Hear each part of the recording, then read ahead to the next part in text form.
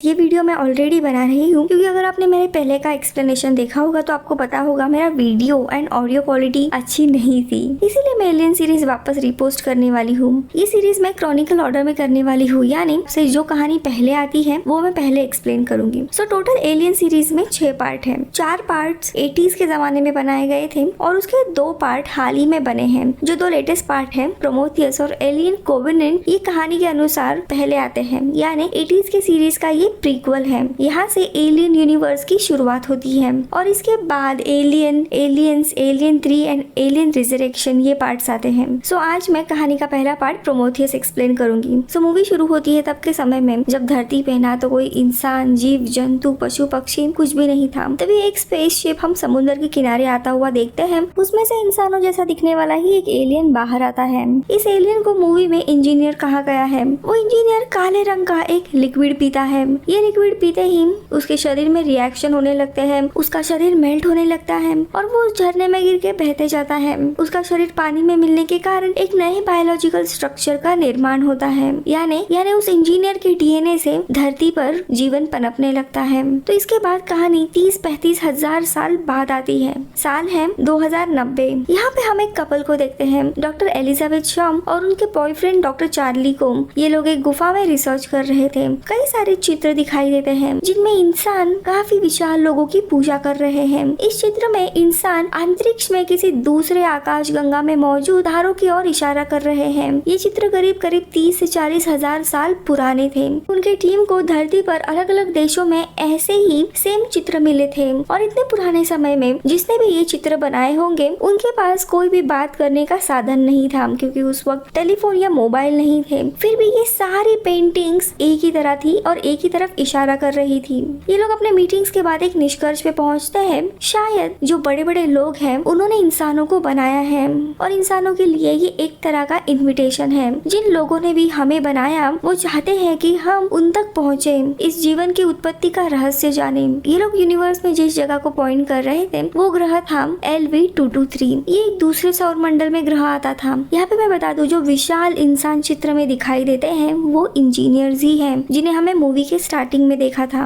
अब ये जो टीम थी ये वेलैंड कॉर्पोरेशन के लिए काम करती थी और पीटर वेलैंड इस कॉर्पोरेशन के ओनर थे। उन्हें जीवन की उत्पत्ति के रहस्य का पता लगाना था, इसीलिए ये 17 लोगों की टीम स्पेस में उसी जगह पे भेजने का फैसला करते हैं। करीब 3 साल बाद 1991 में 17 लोगों की टीम वहाँ जाने के लिए निकलती है। इनके पूरे सफर में ये लोग हाइपर स्लीप में रहते हैं और इनके क्रू को मॉनिटर कर रहा था एक एंड्रॉइड रोबोट डेविड। अब 28 महीने बीत जाते हैं और उस ग्रह के नजदीक ये लोग पहुंचते हैं और अपने अपने हाइपर स्लीप से जग जाते हैं। विकर मिशन की हेड होती है, वो इन सब की एक मीटिंग लेती है, उन्हें मिशन का ब्रीफ देती है। अब ये लोग ग्रह के नजदीक चले जाते हैं और उसका इंस्पेक्शन करने लगते हैं। तो ये पूरा एक बंजर ग्रह था, यहाँ पे जीवन का कोई भी लक्षण नहीं दिख रहा था, लेकिन वहाँ पे उन्हें एक पिरामिड का पहाड़ दिखाई देता है। ये देख ये लोग काफी हैरान होते हैं और उसके नजदीक ही अपनी शिप लैंड करते हैं। अब उस पिरामिड के अंदर जाने का ये लोग फैसला करते हैं। उनके साथ साथ एलिजाबेथ, डेविड और बाकी सारे साइंटिस्ट निकलते हैं, लेकिन विकर और कैप्टन यानेट उधर ही शिप में रुकते हैं। ये लोग पिरामिड के अंदर आते हैं। डेविड को वहाँ पे ग्रीन कलर का एक ग्रीसी लिक्विड मिलता है। वो आसपास के कुछ बटन्स एक्टिवेट करता है, तब वहाँ पे एक रिकॉर्डेड होलोग्राम एक्टिवेट होता है जिसमें वो इंजीनियर्स वहाँ से भाग रहे थे, लेकिन उनमें से ही एक इंजीनियर पीछे छूट जाता है और उसका सिर बंद होते दरवाजे से कट हो जाता है। होलोग्राम बंद होने के बाद ये सब लोग उसी जगह पे देखने के लिए जाते हैं, तो सच में वहाँ पे एक इंजीनियर की लाश पड़ी थी जिसका सर नहीं था। डॉक्टर एलिजाबेथ कार्बन डेट से स्कैन करती है और पता लगता है ये शरीर 2000 साल पुराना है। ये सब कुछ देख डॉक्टर फाइफील्ड काफी डर जाते हैं और वहाँ से निकलने का फैसला करते हैं। तो यहाँ पे दूसरी जगह उन एलियंस की लैंग्वेज भी थी। डेविड एक रोबोट होने के कारण वो इनकी सारी लैंग्वेज स्कैन करके उनका मतलब जान लेता है। इतना ही नहीं, उस ग्रीसी लिक्विड से उनके कई सारे कोड्स भी उसे पता लगते हैं और उन्हीं का एक कोड एक्टिवेट करके वो मेन डोर खोलता है और वहीं पे उन्हें इंजीनियर का सर दिखाई देता है। अंदर आने के बाद कई सारे सिलेंडर्स रखे हुए थे। आगे उन्हें बड़ी सी इंसानी मूर्ति दिखाई देती है और इस पूरे स्ट्रक्चर पे काफी अजीब एलियंस की भी मूर्ति थी। अब इनके आने के कारण आसपास का वातावरण बदलने लगता है। जो एलियन के चित्र थे वो बदलने लगते हैं ऊपर और उन सिलेंडर में से काले कलर का एक द्रव, जिसे मूवी में ब्लैक गू कहा गया है, वो लीक होने लगता है। शायद उसी काले लिक्विड के कारण इस ग्रह का वातावरण में बदलाव आते हैं और तूफान आने वाला गया था, इसलिए विकर सबको वापस बुलाती है। एलिजाबेथ उस इंजीनियर का सिर लेके आती है। तभी डेविड सबसे छुप के एक सिलेंडर अपने शिप में रखता है। यहाँ पता चलता है फाइफील्ड और मेलबर्न अभी तक पहुंचे ही नहीं है, वो उस पिरामिड में ही गुम हो गए थे। जेनिक उनका लोकेशन ट्रैक करता है और उन्हें कहता है कि वो कल सुबह तक उन्हें रिट्रीव कर लेगा, क्योंकि बाहर बहुत ही बड़ा तूफान था। शिप में आते ही डॉक्टर एलिजाबेथ उस सर के ऊपर रिसर्च करने लगती है। ऊपर एक कवच था, वो खोलने पे वो इंसानों जैसा ही सर था, लेकिन रिसर्च के समय ये सर फट जाता है। डॉक्टर शॉ उसके डीएनए का एनालिसिस करती है तो पता लगता है कि इंजीनियर्स का डीएनए और इंसानों का डीएनए 100% मैच होता है। शायद ये हमारे पूर्वज थे। तो यहाँ दूसरी जगह पे डेविड अकेले में किसी से बात कर रहा था। अब ये कौन है ये हमें जल्दी पता लगेगा। उसके बाद डेविड उस सिलेंडर को ओपन करता है और उसके अंदर जो काले रंग का लिक्विड था उसकी एक बूंद लेके वो चार्ली के पास आता है और उसे पूछता है कि आपको बनाने वाले का मकसद क्या है, ये जानने के लिए आप किस हद तक जाओगे।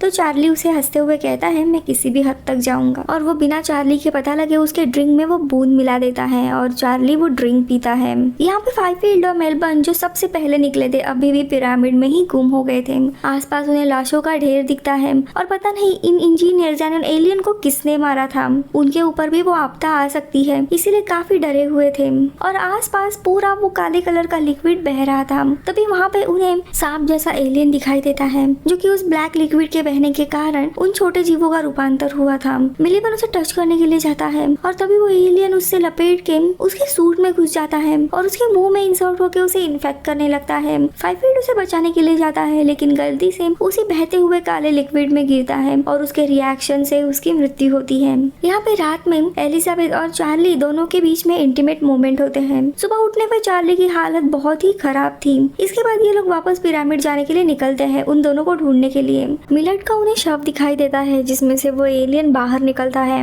लेकिन पिरामिड में आने के बाद चार्ली की हालत और भी खराब होने लगती है, इसीलिए सब टीम उसे लेके वापस आती है। लेकिन डेविड आगे चला गया था और उसे पता चलता है कि ये एक कंट्रोल रूम है, यानी ये एक पूरा पिरामिड ना होकर स्पेसशिप था। वो कुछ बटन दबाता है और उसे इंजीनियर्स का वापस होलोग्राफिक वीडियो दिखाई देता है, जिसमें पूरे अंतरिक्ष का एक नक्शा उसे मिलता है और इस पूरे शिप का डेस्टिनेशन पृथ्वी था, यानी शायद ये इंजीनियर्स पृथ्वी पे आ रहे थे।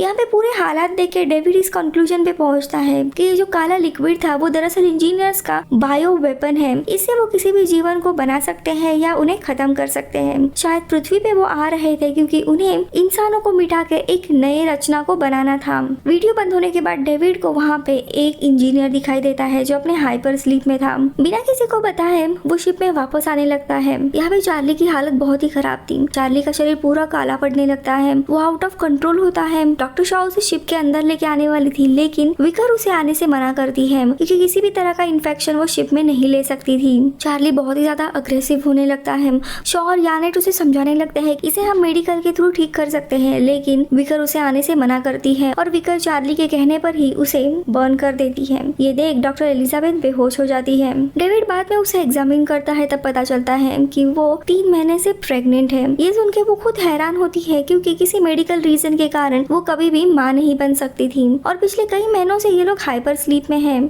तभी डेविड कहता है ये कोई इंसानी बच्चा नहीं है बल्कि एलियन है, इसीलिए वो इतना बड़ा हुआ है। अब ये सुनते ही वो पैनिक होने लगती है। वो डेविड से कहती है कि उसे तुरंत मेरे शरीर से निकालो, लेकिन डेविड वैसा नहीं करता। वो कहता है वो जीव को हम पृथ्वी पे लेके जाएंगे और इस पे एक्सपेरिमेंट करेंगे, और वो जबरदस्ती शॉ को बेहोश कर देता है। लेकिन उसे होश आने पर एलिजाबेथ खुद ऑटोमेटिक सर्जरी मशीन में जाती है और खुद पे सर्जरी करके वो एलियन निकालती है, लेकिन उसे डिस्ट्रॉय करने के बजाय वो उधर ही साइड में डाल देती है। दूसरी जगह पे फाइफील्ड और शिप के नजदीक आने लगता है। वो पूरा अजीब और अग्रेसिव बन गया था, काफी शक्तिशाली था। अपने ही साथियों को वो मारने लगता है। उसे संभालना काफी मुश्किल हो जाता है, लेकिन आखिरी में उसे फायर गन से जला दिया जाता है। अब यहाँ पे और भी बड़ा खुलासा होता है कि डेविड जिस इंसान से बात कर रहा था वो कोई और नहीं बल्कि वेलैंड ही था। दरअसल ये पूरा मिशन वेलैंड ने ही प्लान किया था ताकि इंसानों को बनाने वाले जो भी थे उनसे वो खुद की उम्र बढ़ा सके। एक इंजीनियर जिंदा है ये जानने के बाद वो सबके सामने आता है ताकि उससे कांटेक्ट करके वो उम्र बढ़ा के हमेशा जीवित रहे। और यहाँ पता चलता है विकर उसकी बेटी है। वो उसे इंजीनियर से मिलने से मना करती है लेकिन वो एक नहीं सुनता। फिर डेविड उन इंजीनियर्स का जो भी इंटेंशन था कि वो धरती को डिस्ट्रॉय करने के लिए आने वाले थे वो सब कुछ वेलैंड को बताता है, लेकिन फिर भी वो नहीं सुनता। फिर ये सब लोग मिलके उसी पिरामिड में जाते हैं और इंजीनियर को हाइपर स्लीप से निकालते हैं। डेविड उसके भाषा में उससे बात करता है। ये देख वो इंजीनियर भी काफी आश्चर्य होता है, लेकिन इंसानों के बारे में पूछने के बजाय वेलैंड उसे कहता है कि मेरी उम्र बढ़ाने के लिए इसे बोलो। ये सुनते ही इंजीनियर काफी गुस्सा होता है और डेविड का सर उखाड़ के वेलैंड को मारता है, जिससे वेलैंड जख्मी होता है। इंजीनियर अपनी शिप स्टार्ट करता है और उसका डेस्टिनेशन अर्थ रखता है, यानी उसका जो मिशन था अर्थ को डिस्ट्रॉय करने का वो उसे वापस एग्जीक्यूट करने जाता है। ये देख एलिजाबेथ वहाँ से भाग निकलती है। वो बाहर आके पायलट येनेट को कहती है कि हमें इस शिप को कैसे भी रोकना है क्योंकि ये लोग पृथ्वी को नष्ट करने के लिए जा रहे हैं।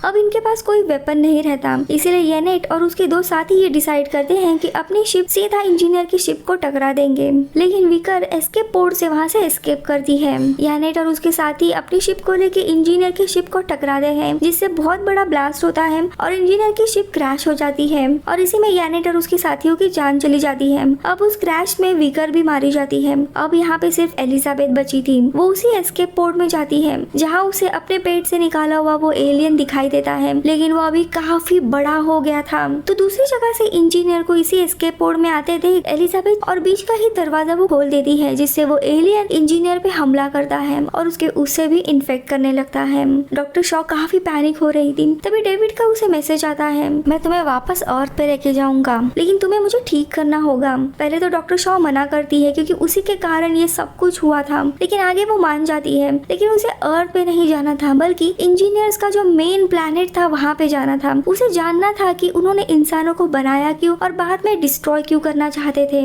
और डेविड और वो दूसरे इंजीनियर्स के एक स्पेसशिप से वहाँ से निकल जाते हैं। तो यहाँ पे इंजीनियर का पेट फाड़ते हुए एक एलियन जन्म लेता है, जिसका चित्र पिरामिड में भी लगा हुआ था। इसे जेनोमॉर्फ कहते हैं और मूवी यहीं पे खत्म होती है। तो दोस्तों यहाँ पे इंजीनियर्स इंसानों को क्यों मारना चाहते थे इसका कारण तो दिया नहीं गया है, लेकिन उन्हें एक नई जीवन की उत्पत्ति करनी थी, इसीलिए वो अर्थ पे आ रहे थे। लेकिन किसी एक्सीडेंट के कारण वो ब्लैक लिक्विड फैल गया और उन्हीं का विनाश हो गया। ब्लैक लिक्विड ये उनका बायोलॉजिकल वेपन था जिससे वो यूनिवर्स में जीवन की उत्पत्ति या विनाश करते थे। और ये ग्रह उनका मिलिट्री बेस था। जहाँ वो रहते थे वो ग्रह अलग था और वो हम एलियन कोवेनेंट इस मूवी में देखेंगे। अगले वीडियो में मिलते हैं, तब तक के लिए बाय बाय।